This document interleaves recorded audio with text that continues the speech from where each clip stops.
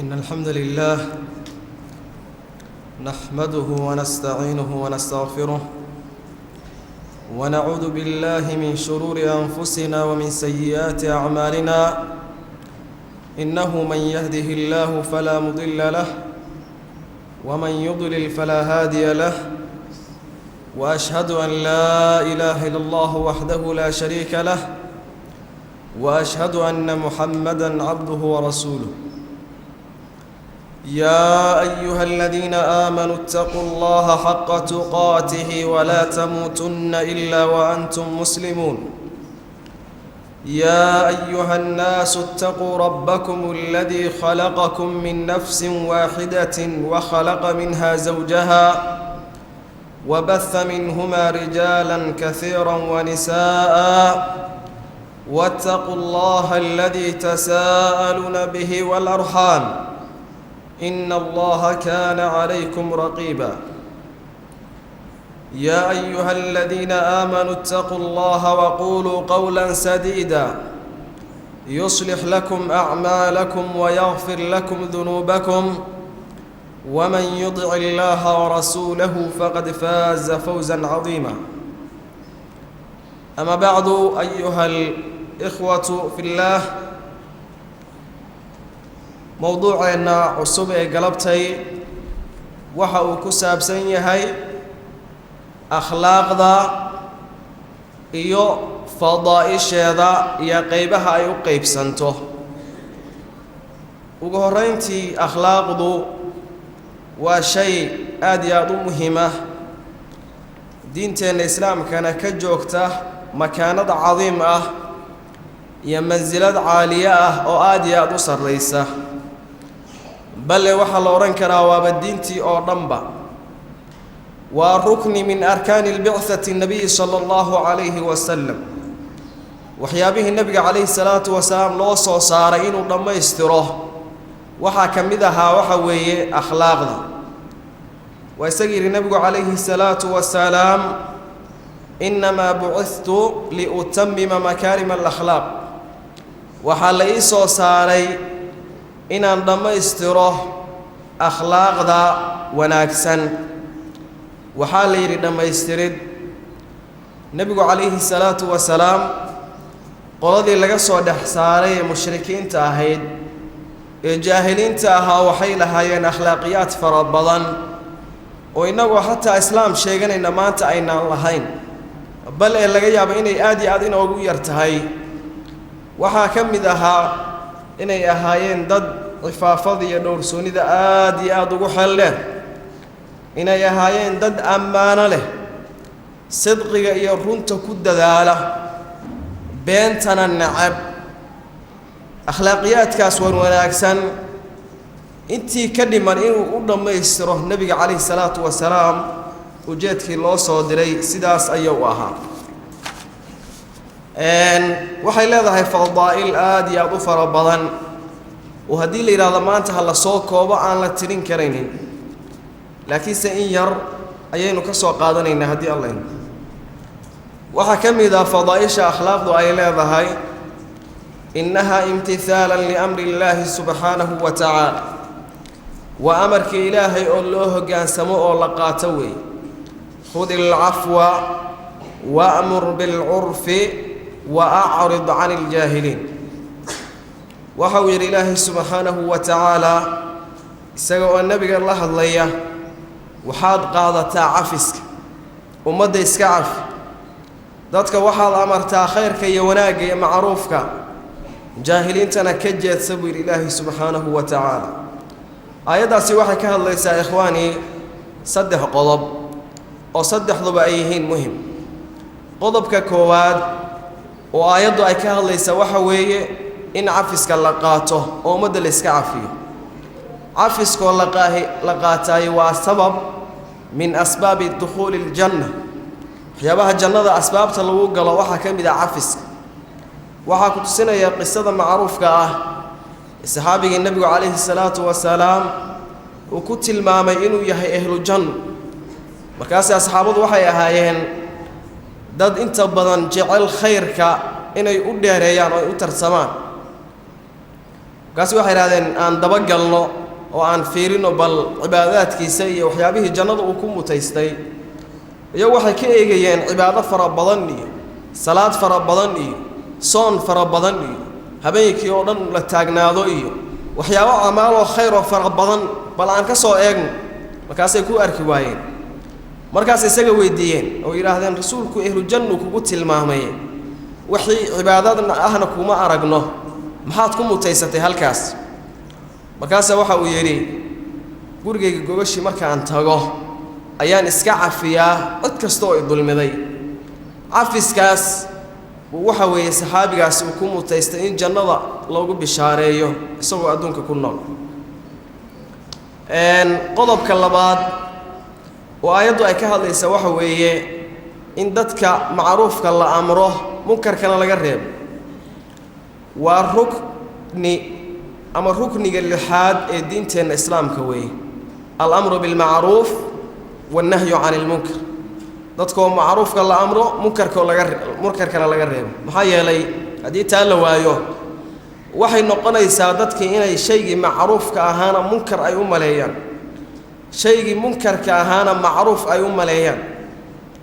ciqaabaad fara badan baana ka dhasho oo ka yimaado hatta adduunka lagu soo dadajinaya sidoo nabigu kaleey salaatu wasalaam inoo tilmaamay waana shay aad iyo aad u muhiimsan weey ummadda in khayrka la gaarsiiyo wixii khayr ah loo tilmaamo wixii khayr ah loo sheego wixii munkar ana looga digo la yiraahdo shaygaasi waa munkar way iska ilaaliye ha taabanina ha u dhawaanina waa shay aad iyo aad u muhiim weeyaan maxaa yeelay ummadda nabi Muhammad alayhi salaatu wasalaam nabi u soo baxayaa ma jiro nabigiina waa dhintay alayhi salaatu wasalaam iyada la rabaa ummaddu inay isu noqoto nabi oo iyadu diintii isgaarsiiso oo munkarkii la iska reebo macruufkiina la is amro iyada ummadda dhexdeeda iyada laga rabaa dacwadaas iyo diinta inay u istaagto ay qaadato way marka ruknigaas ha loo istaago oo ha laga shaqeeyo qodobka saddexaad oo ayadu ay ka hadlaysaa waxa weeye jaahiliinta iyo dadka wax magaratada in laga jeedsado oo laga tago xikmad baana ku jirta markii leeyahay jaahiliinta ka jeedsada oo isaga taga xikmad weyn baa ku jirta kan jaahilka ah awalkii hore markii uu ku maagayo ama wax ka sheegayo ama ku aflagaadaynayo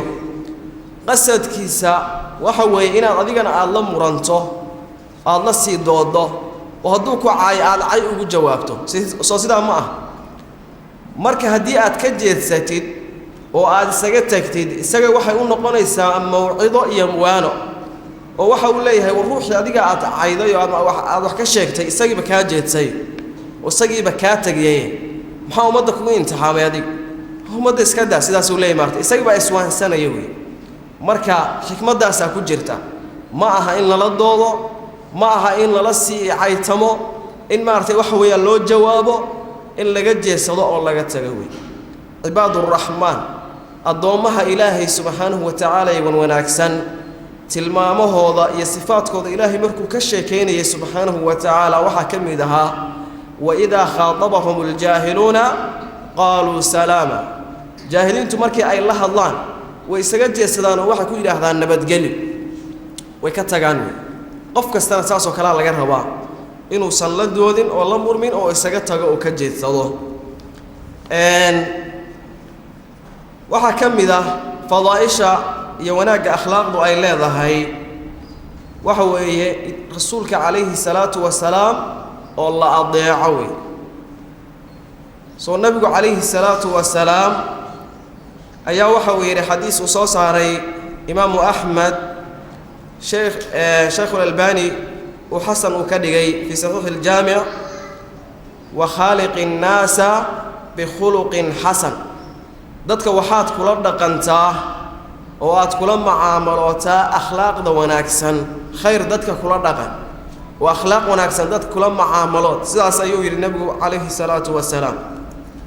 waxa kale oo kamid ah fadaaisha akhlaaqdu ay leedahay innaha sababun لمحبة الله سبحانه وتعالى إلهي سبحانه وتعالى جعل كيس آيات كهليس أخلاق وإلهي باكو جعلاني سبحانه وتعالى إلهي هديوك جعل الله جبريل بوغيسينيا أدون كيغا هبل وان جعل الله جعلو جبريل باكو جعلاني جبريل لا انت أهل السماء جوكتب بوغيسينيا وليه أدون كإلهي با جعل الله جعل الله مركاسا يونا جعلانيا انت أدون كجوكتب أولنا وأي جعلانيا ويان هدو يهيساق روح أخلاق له وناكسن حديث أصوص علي حاكم شيخ الألباني ناو صحيحيي في صحيح الجامع من حديث أسامة بن شريك رضي الله عنه قال رسول الله صلى الله عليه وسلم أحب عباد الله إلى الله أحسنهم خلقا سيدا سيور النبي عليه الصلاة والسلام إلهي وحالو وجعل يهي حقيسا متكيني كوا أخلاق ذا وناكسن سيدوك لفضائش وحاكم ذا إنها سبب لمحبة رسول الله صلى الله عليه وسلم رسولك عليه الصلاة والسلام جعل كسايات كهل إساوي والنبي قاكو جعلانا عليه الصلاة والسلام وحاوير حديث صوصاري ترمذي سند صحيحة البانيناء كسحيحي جامع عيسى من حديث جابر بن عبد الله رضي الله عنهما قال رسول الله صلى الله عليه وسلم إن من أحبكم إلي وأقربكم مني مجلسا يوم القيامة أحاسنكم أخلاقا متك لو جعل هي حقيقة وقونا الدو مجلس أهان ما انت قيامة وحويه متكيني كوا أخلاق ذا وناكسن سيدا سيأوليه النبي عليه الصلاة والسلام وحكم ذا فضائش أخلاق ذا إلا هاي إنها أعظم سبب لدخول الجنة وسبب كأوين الجنة اللي له وجنة إلهي اللي متيست وحويه وأخلاق ذا وناكسن وحوي النبي عليه الصلاة والسلام حديث صحيحة وصوص علي ابن ماجه شيخ الألباني وكسحيحيي في سنن ابن ماجه من حديث أبي هريرة رضي الله عنه قال سئل النبي صلى الله عليه وسلم ما أكثر ما يدخل الجنة قال التقوى وحسن الخلق وحال ويدي النبي عليه الصلاة والسلام وحا أغبضان إيدتك جنة قليا وامحي رسولك إلهي مركاسا وحو يري النبي عليه الصلاة والسلام التقوى وحسن الخلق وحو وين أودتك الجنة قليا وحويه الله كعبسيغا إيا أخلاق ذا وناكسن لبضاس أيا وحويه شيغا وين وإلهي سبحانه وتعالى جنة ديسا لقوه ليو أما لقوه متيسان يوي وبالعكس وحا ويدي النبي عليه الصلاة والسلام waxa ugu badan ee dadka naarta galiya waa maxay rasuulka Ilaahayow markaasuu nabigu calayhi salaatu wasalaam waxa uu yiri al-fam wal farj waa qofku afkiisa inuu kantarooli waayo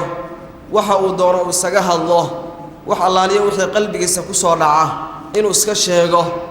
iyo farjigiisa ruuxu inuu ilaalin kari waayo oo uu zino ama xaraam uu ku dhaco labadaas ayaa ah waxa ugu weyn ودتك جلينيا نارتا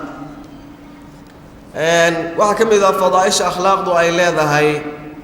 أن كمال الدين بعد التوحيد في حسن الخلق إيمانك كامل لمديسا وحلقوا قرنا يا وروح أخلاق ذلويا روحي أخلاق له وأخلاق دي سواي وناكسنت هاي أيا الله أرنكرا روحاسي إيمان لما يستلم بالله ووحو يري النبي عليه الصلاة والسلام حديث صوصاري أبي داود سند صحيحة من حديث أبي هريرة رضي الله عنه قال رسول الله صلى الله عليه وسلم أكمل المؤمنين إيمانا أحسنهم خلقا متكيني كو إيمان كامل سن وإني كو إيمان لما يسرا وحوي متكيني كو أخلاق ذو وناكسن روحي أخلاق ونأكسن له أيا الله أوران كان روحاس أيا مارتي وحو إيمانك إسو ودما يسترين إن فضائشة وحا كم إذا أخلاق دو أي لا هاي شيء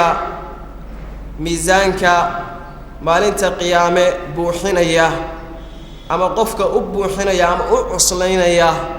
وحا كم إذا وحوي أخلاق ووحو إلى النبي عليه الصلاة والسلام حديث أورينيو أبي الدرداء رضي الله عنه قال قال رسول الله صلى الله عليه وسلم ما من شيء أثقل في الميزان العبد المؤمن يوم القيامة من حسن الخلق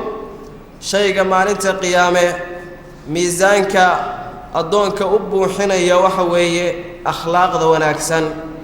أخلاق ذا وناكسن أيا وحا أيكوب حنيسا ما أنت قيامة ميزانك وبالتالي وحا كم إذا أخلاق ذا فضائشة أي لا هاي إنay tahay cibaado la sameeyay midda ugu weyn ama maartay waxa weeyaan ajarkeedu uu yahay midda ugu ajar badan ama waxa lagu gaaraa oo lagu mutaysanayaa ajar leegna lagu helayaa qofkii maalin oo dhanna soomaan habeen oo dhanna cibaado u taagan akhlaaqda wanaagsan weey oo waxa yiri nabigu kaleeyhi salaatu wa salaam xadiis ay soo saartay وصار أبي داود سند صحيحة من حديث عائشة رضي الله عنها قالت سمعت رسول الله صلى الله عليه وسلم يقول إن المؤمن ليدرك بحسن خلقه درجة الصائم القائم قفك أخلاق ونأكسن أيا وحا أكوها ليليا وأكو جاريا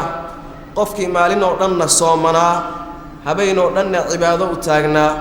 akhlaaqdiisa wanaagsan buu ku gaarayaa darajada weeyaan waxa laga yaabaa maanta inagu inaynaan balahayn awooddaas aynu maalin oo dhan aynu ku soo manaano habeenoo dhanna aynu cibaado u taagnaano laakiin waxa aynu ku helaynaa ajarkaas in laynaga helo akhlaaq wanaagsan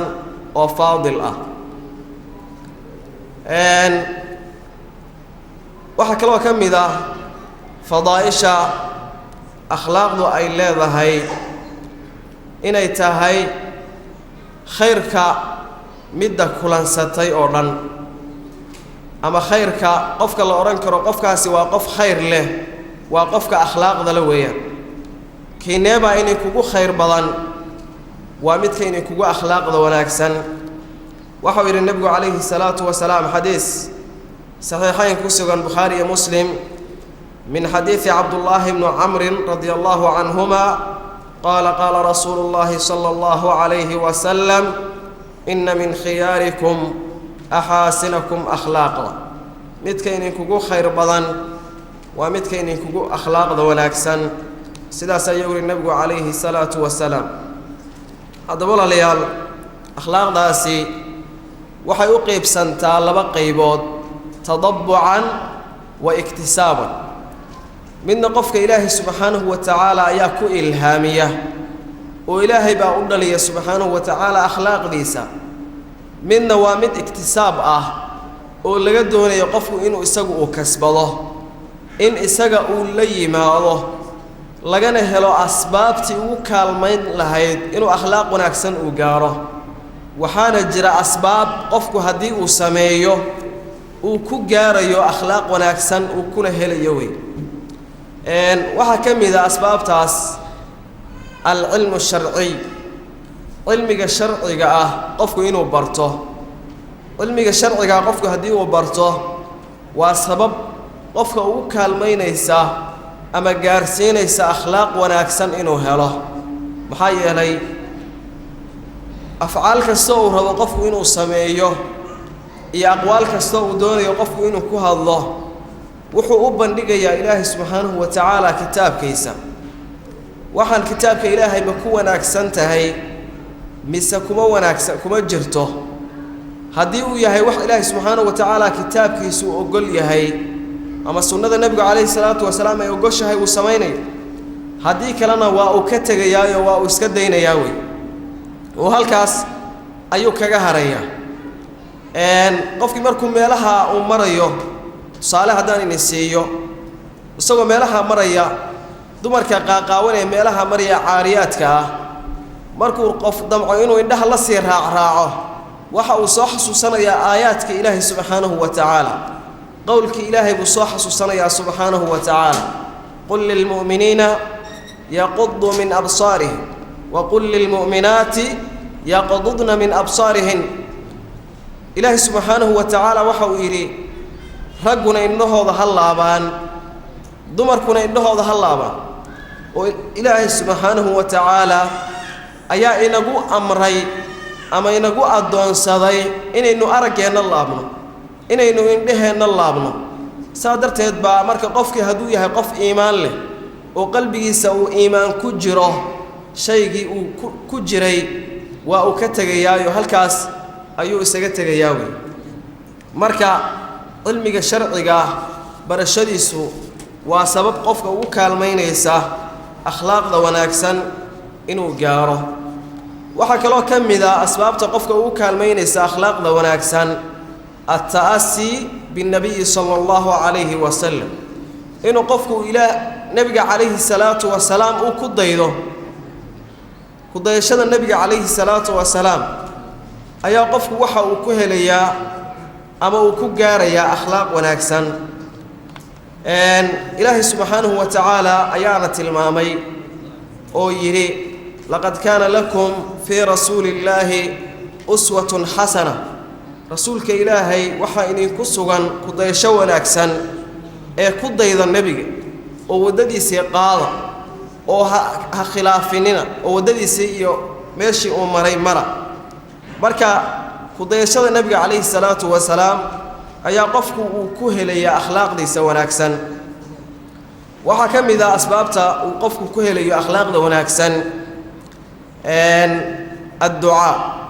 روحوا إنه إلهي بريا سبحانه وتعالى أو إلهي أخلاق وناكسن ويديسته مدحون إلهي وكما ينقل سبحانه وتعالى وأيضا هو السبب وكالمين يسر روحا إنه أخلاق وناكسن وقاره وحكم إذا أسباب تقفك وكالمين يسر أخلاق وناكسن إنه أخلاقيات النبي عليه الصلاة والسلام وبرته أما ويقان يظن والسبب قفك وكالمينيسا أخلاق وناكسن إنه جاره محاكم إذا مرك أخلاقيات النبي عليه الصلاة والسلام نبي عليه الصلاة والسلام أخلاقيات كسؤال يأد بيوفر بديه لكن محاكم إذا دين صوكمنا الحلم نبي عليه الصلاة والسلام دلقات بولها دلقات النبي عليه الصلاة والسلام أدينا هالجاهر adiguna la imow maxaa yeelay waxba ma qabsan kartid adoon lahayn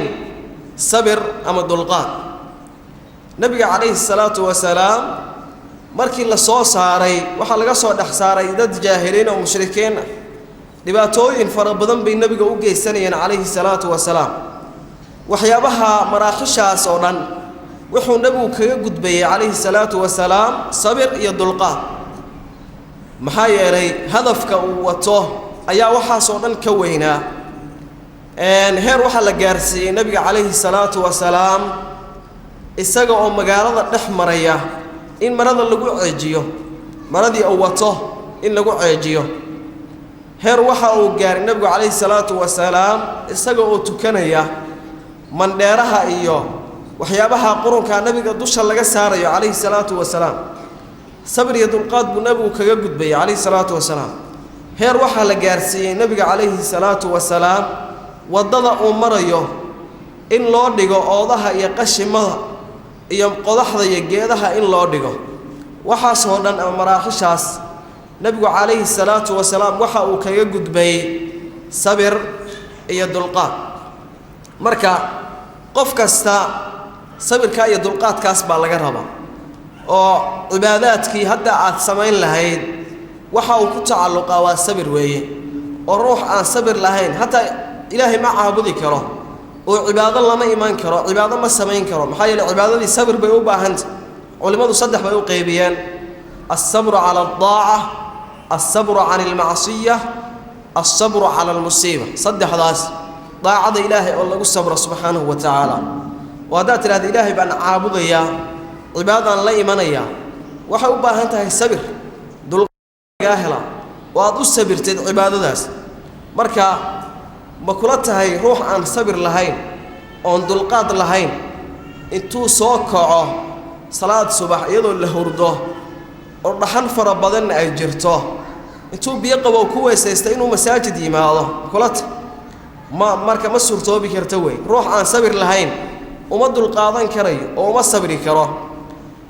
إن ما لن دلقات يسناضه ولا صوم مناضه ونا الله ونينو بيا الله عبينو أرجع لله ما لن دنا ما كلته روح عن صبر لهين وما دلقاد لهين إنه سمين كريو وما يوي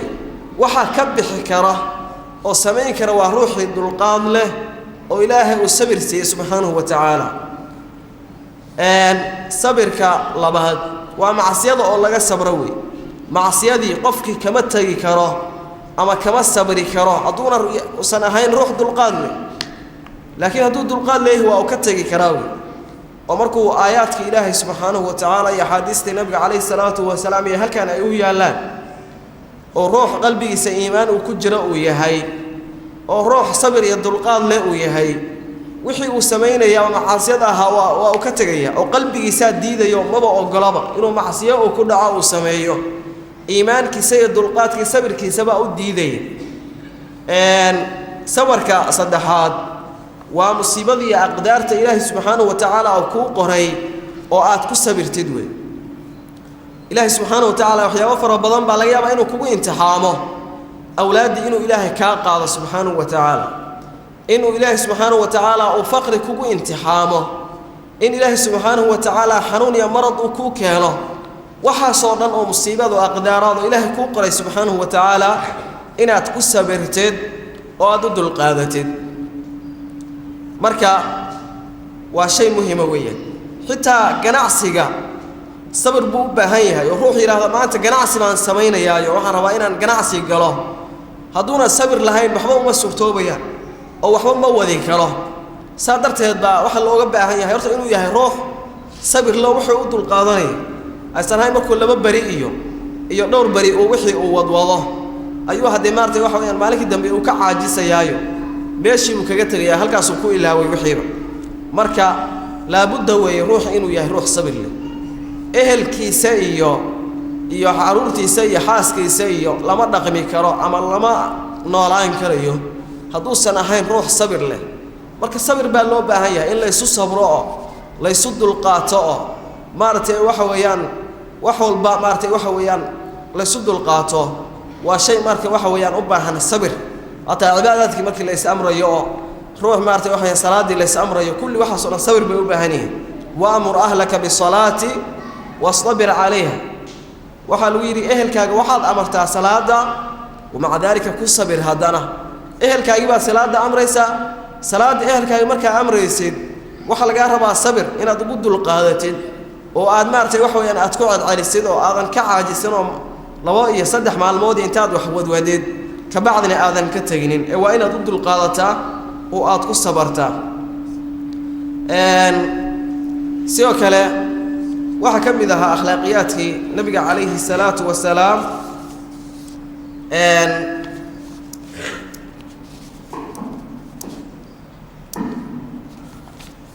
وحوي أمانة إنه نقض الروح أمانة له ما أنت وح لا آمنه ما أنت بقى لا يهيب maxaa yeelay akhru zamaanka waxay noqon doontaa amaanadu mid maartay waxa weeyaan booska ka baxda oo meesha ka baxda oo ruux wax lagu aaminaba waa la weyn doona soo nabigu kaleey salaatu wasalaam inoo tilmaamay in ay noqon doonto in la isu tilmaamo nin la yiraahdo meel hebla ninka ku nool ba ruux maartay waxa weeyaan amaano leh maantana hadii waxa weeye xaaladda jirata iyo waaqican la joogo waa la og yahay weeyaan oo amaanadu aad iyo aad ayaa waxa weeye ay u yartahay marka Allah inaga dhigo dad amaano leh waxa kale oo kamida akhlaaqiyadka wanaagsanaa ee nabiga kaleey salaatu wasalaam sidqiga iyo runta maxaa yeelay sidqiga iyo runtu waa shay aad iyo aad u muhiim weeyaan laftirkeedu waaqicayna la jooga aad bay u yartahayo ilaahay subhanahu wa ta'ala haynoo qayb qariye aad iyo aad ayay meel xaaladeedu aysan hagaagsanayn ayay u maraysaa way marka nabigu calayhi salaatu wasalaam waxa uu yidhi sidqiga iyo runtu qofka waxa ay geynaysaa wanaagga markuu qofku uu run sheego uu yahay ruux runlow ah runtaasi qofkii waxay horseed ugu noqonaysaa wanaaggii iyo birrigii iyo samafalkii inuu gaaro samafalkii iyo birrigii iyo wanaaggiina qofkii waxa uu sabab ugu noqonayaa inuu jannada ilaahay subxaanahu wa ta'ala uu helo beenta iyo kadibkuna qofkii suu been u sheegayo oo marka dambe waxay gaarsiinaysaa beentaasi faajirnimadii inuu faajir noqdo buu qofkii gaarsiinaysa faajirnimadiina qofkii waxa ay gaarsiinaysaa naartii faajirnimadii markaad gaadhid faajirnimadii waxay horseed kuugu noqotay oo ay sabab kuugu noqotay waa naar weeyaan ciyaadan billah marka allah inaga badbaadiyo sidoo kale akhlaaqiyadka muhiimka ah ee aad loogu baahan yahay maanta waxa kamida salaanta in la faafiyo oo maartay waxa weeyaan dadka ay salaamaan oo salaanta la gaarsiiyo faa'iido iyo ajar weyn baana ku jira nabigu calayhi salaatu wasalaam wuxuu inoo sheegay akhru zamaanka salaantu inay noqon doonto khaas mid khaas ah oo qofka uu salaamayo oo kaliya cidda uu garanayo iyadoo arrintu ayna sidaas ahayn oo la doonayo ruuxii inuu salaamo ciddii uu garanayo cidduusan garanaynin marka salaantu waa dariiqun ila almawaddati walmahabbati wa ta'aarufi bayna almuslimiin dariiqii lagu gaarayay ummaddu inay isjeclaato mawaddadooda iyo maxabbadoodu wixii ay keenayay waxa weeye waa salaanta weeye inay ummaddu ay salaanto oo ruuxaad maalin salaanto qalbigiisa jacayl baa ku galaya midkii aad ka qaadi weydidna qalbigiisa nacaybkaaga galay oo waxa uu isleeyahay taw adigii salaamay salaanta muxuu kaaga qaadi waayay adigana marka bari buu kaaga argudanaya weeyaan oo markaad salaanto isaguna ka qaadi maayo oo meeshii waxa ka baxaysa mahabbadii iyo mawaddadii iyo isjacaylkii baa meesha ka baxaya hadii la waayo salaantii oo waxa uu leeyahay nabigu calayhi salaatu wasalaam mayn intusaa shay haddii aad samaysaan aad isjeclaanaysaan qaaluu balaa yaa rasuula allah qaala afshu salaama baynakum noo sheeg rasuulka ilaahayow markaasuu nabigu calayhi salaatu wasalaam salaanta dhexdeena ku faafiya salaanta faafiya midaasaa lagu helayaa ummaddu inay isjeclaato oo ummaddu ay midowdo oo ummaddu maartay waxa weeyaan ay meel keliya ay ka soo jeedsato waxaa keenaya in salaanta la faafiyo oo ummaddu ay salaamaan ajar iyo faa'iido aad iyo weyn waa ku jira oo nabiga calayhi salaatu wasalaam maalin maalmaha kamida isagoo majliskiisa fadhiya asxaabtuna ay la fadhiyaan baa waxa yimid saxaabi markaasuu wuxuu yiri assalaamu calaykum markaasuu nabigu salaantii intuu ka radiyay ayaa waxa uu yiri waxa uu helay 10 ajar فجاء رجل آخر فقال السلام عليكم ورحمة الله مثل بعد بايمد مركاسو إلى السلام عليكم ورحمة الله انت أسو كدري مركاسو نبي سلامت انتو كرد ديي أيا وحا ويري وحا وهلي لباتن أجر مد صدحات بايمد مركاسو إلى السلام عليكم ورحمة الله وبركاته سلامتي قد ميسر markaasuu salaantii intuu nabigu ka radiyay calayhi salaatu wasalaam ayaa waxa uu yiri waxa uu helay 30 ajar 30 ka ajar baa lagu helaa weeyaan marka wax ciyaar maaha faa'iidadaas iyo wanaagaas baa ku jira ka waran hadaad maalin walba aad maartay waxa qof alaali qofki ka soo harbaxo ama garaam ha garinina aad inta aad kaliya aad ku salaanto imisa buuga lagu qorayayo ajar ah adiga maxaa doonaysaa maalinta qiyaamo in acmaashaadii saalihaadka ama buugaagi oo ku buuxsamo oo miisaankaagi uu ku cuslaado khayrka kii kale oo sharkana وفضاض وصوصا ما دوني سيد هذا سيدا سوحة أتكوه ليساوي إن هدر أتسي شقيسته وقف الله لي وقف كاه صور بحقات سلامته فإذا ذي أجر كاس إن الله سبحانه وتعالى ديوان كاغ خير كما أنت قيامه ولقوق بوحيه أو سيداس ميزانك وكوغو عصلاده منا أقاده أو روحا إن أذيك السلامته وصلنا يكوتها هذا رتو أسكت إن كان يساويا لكن أذيك هدي الله السلامه وواجب عليك وسلامته وواجب يكوتها إن تردي سيدو روحا أتك قادد marka waa shay muhiim weeyaan inagu marka waxaan u aragnaaba ilaa cidii aad garanaysid oo kaliya mooyee inaan balaysa salaamin waxyaabo musiibaat ah baa jira oo maartay waxa weeyaan waxa kamid ah oday meelaha maraya hadii aad salaanto waxa ku leeyahay kale adeer miyaad garanaysaa maya kuma garanayo haddaadan garanaynin maxaad ii salaantay war salaantu sidaas ma ah wanagu calayhi salaatu wasalaam waxa uu leeyahay waxaad salaantaan cidii aad taqaaniin iyo cidaydaan garanaynin intaba dadka salaanta wada gaarsiin وسيدا أصحاب النبي عليه الصلاة والسلام وكله تو صحابي وجوري سكك الله صبحي بوادي جري مالها مهردها يتكامل مالها وسومر جري قصة كلا يوجد كلنا ملهين إلا إنه ضدك صو سلامة وياني ومهردها مالها بوتجي يا السلام عليكم ورحمة الله وبركاته سيدا سياولي محايا لي وحو أجي هاي فائدة ذا يا وناجة يا أجرك يا خيرك يا وحى كل حجرة أيو أجي هاي ويان marka innagana Allah ina fahamsiiyo dad sembari waxay ahaayeen khayrka iyo wanaaga jecel oo u dheereeya marka kuwaas oo kale innagana Allah inaga dhigo akhlaaqdu aad iyo aad ayay u fara badan tahay oo aad iyo aad baa loo doonayaa mujtamaca muslimka ah in laga helo akhlaaqda maxaa yeelay hadii akhlaaqda la waayo wax kale oo inoo hagaagaya ma jirto oo ummadda masiirkeedii iyo jiritaankeedii waa burburaya weeyaan hadii la waayo akhlaaqdaas hadii la helana ummadii jiritaankeedii iyo masiirkeedii ayaa horumaraya oo kor u kacaya say ninka shaacirka ahaa uu yiri fa innal umama akhlaaq fa inhum dhahaba akhlaaquhum dhahabu ummadii waxa ay ku jirtaa oo ay ku dhisan tahay waa akhlaaq hadii ummadaas akhlaaq laga waayana ummadaas jiri mayso ummadaas waa baaba'aysaa weeyaan ummadaas masiirkeedii iyo jiritaankeedii waa xumaaday hadii la waayo akhlaaqdaas hadii akhlaaqdaas la helana jiritaankeedii iyo masiirkeedii ummadaas waa uu jirayaa weeye inagana Allah ina fahamsiiyo kuwa akhlaaq leh akhlaaqdoodu ay wanaagsan tahay Allah inaga dhigo hada billahi tawfiiq wa sallallahu wa sallam ala nabina muhammadin wa sahbihi wa sallam ajma'in